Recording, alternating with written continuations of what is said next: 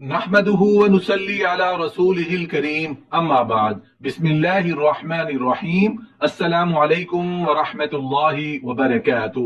تین لوگوں کی قربانی قبول نہیں ہوتی۔ محترم ناظرین، عید قربان پر قربانی کرنے کے فضائل و برکات اور ثواب سے ہم مسلمان بخوبی واقف ہیں۔ قربانی کرنے کے حوالے سے حضرت عائشہ رضی اللہ تعالی عنہ سے روایت ہے کہ نبی کریم صلی اللہ علیہ وسلم نے فرمایا، قربانی کے دن آدم کا بیٹا کوئی ایسا عمل نہیں کرتا جو اللہ کو خون بہانے یعنی جانور کی قربانی کرنے سے زیادہ محبوب ہو۔ وہ جانور قیامت کے دن اپنے سینگوں، کھروں اور بالوں سمیت آئے گا، نیکی کے پلڑے میں رکھا جائے گا۔ قربانی کے جانور کا خون زمین پر گرنے سے پہلے اللہ کی بارگاہ میں شرف قبولیت حاصل کر لیتا ہے، اس لیے خوش دلی سے قربانی کیا کرو۔ ایک مسلمان جس پر قربانی واجب ہو اور وہ قربانی کا جانور خریدے، پیسے خرچ کرے، جانور کی دیکھ بھال کرے اور عید الاضحیٰ کے دن اس جانور کو قربانی کی نیت سے ذبح کرے اور پتہ چلے کہ اس کی قربانی قبول ہی نہیں ہوئی، قربانی ضائع ہو گئی، جانور کے پیسے ضائع ہو گئے، جانور کی خدمت کرنا ضائع ہو گیا۔ محترم ناظرین، تین لوگ ایسے ہیں جو قربانی تو کرتے ہیں مگر ان کی قربانی قبول نہیں ہوتی۔ حضرت سیدنا امام جعفر صادق رضی اللہ تعالیٰ عنہ لوگوں کو درس قرآن اور قربانی کی فضیلت اور قربانی کے مسائل کے حوالے سے واعظ و نصیحت فرما رہے تھے۔ اتنے میں آپ نے فرمایا، لوگوں، ہر ایک شخص کو قربانی قبول ہو جاتی ہے، چاہے وہ گنہگار ہو، بدکار ہو یا سیاہکار ہو۔ اللہ جل شان ہو اس کی قربانی بھی قبول فرما لیتے ہیں۔ دنیا میں تین بدقسمت لوگ ایسے ہیں جن کی نہ تو قربانی قبول ہوتی ہے، نہ حج قبول ہوتا ہے اور نہ ہی کوئی نماز قبول ہوتی ہے۔ لوگوں نے پوچھا، حضرت وہ بدقسمت تین لوگ کون ہیں جن کی قربانی قبول نہیں ہوتی؟ محترم ناظرین، وہ تین بدقسمت لوگوں کے بارے میں ویڈیو میں آگے چل کر آپ کو بتائیں گے، لیکن اس سے پہلے نبی کریم صلی اللہ علیہ وآلہ وسلم کا فرمان سن لیتے ہیں۔ نبی کریم صلی اللہ علیہ وسلم نے ایک دن صحابہ کرام رضی اللہ تعالی عنہم سے دریافت کیا، پوچھا کہ یا رسول اللہ صلی اللہ علیہ وآلہ وسلم، قربانی کیا ہے؟ آپ صلی اللہ علیہ وآلہ وسلم نے فرمایا، قربانی تمہارے باپ دادا حضرت سیدنا ابراہیم علیہ السلام کی سنت مبارکہ ہے۔ یہ سن کر صحابہ کرام نے مزید پوچھا، یا رسول اللہ صلی اللہ علیہ وسلم، اس پر ہمیں ثواب کتنا ملے گا، اس پر ہمیں نیکیاں کتنی ملیں گی؟ آپ صلی اللہ علیہ وسلم نے فرمایا کہ جانور کے ہر ایک بال کے برابر تم کو ایک ایک نیکی ملے گی۔ قربانی کے لیے تمہارا جتنا بڑا جانور ہوگا، جتنے بڑے جانور کے اوپر جتنے بال ہوں گے، ہر ایک بال کے برابر تمہیں ایک ایک نیکی کا ثواب ملے گا۔ نبی کریم صلی اللہ علیہ وسلم نے اپنی پیاری بیٹی حضرت فاطمہ الزہرا رضی اللہ تعالی عنہ کو فرمایا، بیٹی فاطمہ، اٹھو، قربانی کے جانور کے پاس رہو۔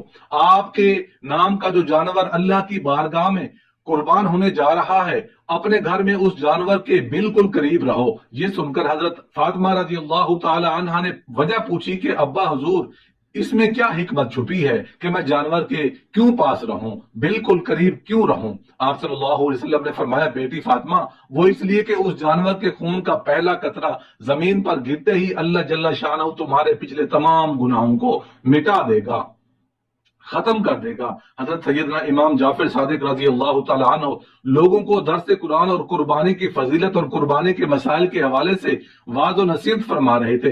اتنے میں آپ نے فرمایا، لوگوں، ہر ایک شخص کی قربانی قبول ہو جاتی ہے، چاہے وہ گنہگار ہو، بدکار ہو، سیاہکار ہو، اللہ جان ہو اس کی قربانی بھی قبول فرما لیتے ہیں۔ دنیا میں تین بدقسمت لوگ ایسے ہیں جن کی نہ تو قربانی قبول ہوتی ہے، نہ حج قبول ہوتا ہے اور نہ ہی کوئی نماز قبول ہوتی ہے۔ لوگوں نے پوچھا کہ حضرت وہ بدقسمت تین لوگ کون کون سے ہیں جن کی قربانی قبول نہیں ہوتی؟ فرمایا، نمبر ایک، شرک کرنے والا۔ شرک کرنے والے کا کوئی بھی عمل قبول نہیں ہوتا، نہ نماز قبول ہوتی ہے، نہ حج قبول ہوتا ہے، نہ ہی قربانی قبول ہوتی ہے۔ شرک کیا ہے؟ اللہ کے ساتھ کسی کو شریک ٹھہرانا، اللہ کے دروازے کو چھوڑ کر کسی غیر کے دروازے پر جا کر بھیک مانگنا، مشکلات کا حل مانگنا، یہ شرک ہے۔ ہمارے معاشرے میں یہ بات عام ہے کہ بہت سارے لوگ پیروں فقیروں کے مزاروں پر جاتے ہیں اور وہاں جا کر سجدے بھی کرتے ہیں اور کہتے ہیں کہ بابا جی ہمیں اولاد نصیب فرما، ہماری مشکلات حل فرما، ہمارے دکھڑے دور فرما۔ یہ لوگ کتنا بڑا گناہ کر رہے ہیں۔ اس گھٹیا آہوزاری کو سن کر جو اللہ کا ولی ہوتا ہے وہ بھی اس پر لعنت کر رہا ہوتا ہے، اور بدبخت انسان، تیرا خدا میں تو نہیں، تو کیوں مجھے فرعون بنانا چاہتا ہے؟ میں نے کبھی خدائی کا دعویٰ نہیں کیا، میں تو اللہ کا بندہ ہوں جس کے دروازے پر جا کر میں رحمت کی بھیک مانگتا تھا۔ اس کے دروازے پر جا کر سجدہ کیوں نہیں کرتا؟ اس کے مالک کے دروازے پر جا کر بھیک کیوں نہیں مانگتا؟ ہاتھ کیوں نہیں پھیلاتا؟ میرے دروازے کے سامنے تجھے سجدہ کرتے ہو شرم نہیں آتی؟ اسے شرک کہتے ہیں۔ نبی کریم صلی اللہ علیہ وآلہ وسلم نے صحابہ سے فرمایا کہ شرک سے بچنا، تمہارے ٹکڑے ٹکڑے کیوں نہ ہو کر دیے جائیں پھر بھی شرک نہ کرنا۔ شرک کرو گے تو یاد رکھنا تم لوگ تباہ و برباد ہو جاؤ گے، تمہارا کوئی بھی عمل قابل قبول نہیں ہوگا۔ انسان جب زنا کرتا ہے تو اللہ جل شانہ کو بہت غصہ آتا ہے۔ اللہ تعالیٰ زانی پر، انسان پر غضبناک ہوتا ہے۔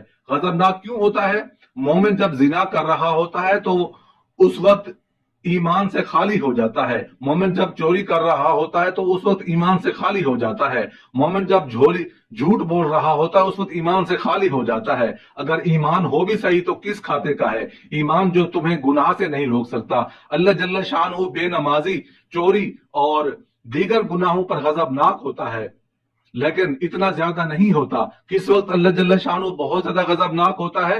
جب ایک انسان اللہ کا دروازہ چھوڑ کر غیر کے دروازے پر جا کر ہاتھ پھیلاتا ہے، جھولی پھیلاتا ہے، بھیک مانگتا ہے، خیرات مانگتا ہے، مدد طلب کرتا ہے، یہ وہ بدقسمت انسان ہوتا ہے جس پر اللہ تعالیٰ بہت غضبناک ہوتا ہے۔ پوچھا گیا حضرت وہ دوسرے لوگ کون کون سے ہیں جن کی قربانی قبول نہیں ہوتی؟ فرمایا دوسرے لوگ وہ ہیں جو حرام کے پیسوں سے قربانی کا جانور خرید کر اللہ کی راہ میں قربان کرنے والے لوگ ہیں۔ یہ بھی وہ لوگ ہیں جن کی نماز قبول نہیں ہوتی۔ حرام اللہ تعالیٰ کو ناپسند ہے، اس لیے کہ حرام پر شیطان ہر وقت تھوکتا رہتا ہے۔ حرام اپنی اولاد کو کبھی نہ کھلانا۔ حرام تمہاری اولاد کی آنکھ سے شرم و حیا چھین لے گا، تمہاری اولاد کو بے حیا بنا ڈالے گا، تمہاری اولاد کو بے غیرت بنا ڈالے گا۔ پوچھا گیا حضرت تیسرے بدبخت لوگ کون ہیں جن کی قربانی قبول نہیں ہوتی؟ فرمایا وہ ہیں سود کا کاروبار کرنے والے، سود کا بزنس کرنے والے لوگ جو مجبور کو کم پیسے دے کر زیادہ وصول کرتے ہیں۔ فرمایا تین لوگوں کے علاوہ گنہگار ہو، بدکار ہو، سیاہکار ہو، مسلمان ہو، ہر ایک انسان کی قربانی قبول ہو جاتی ہے۔ ان تین لوگوں کی قربانی قبول نہیں ہوتی جب تک کہ یہ پکی توبہ نہیں کر لیتے، پختہ توبہ نہیں کر لیتے۔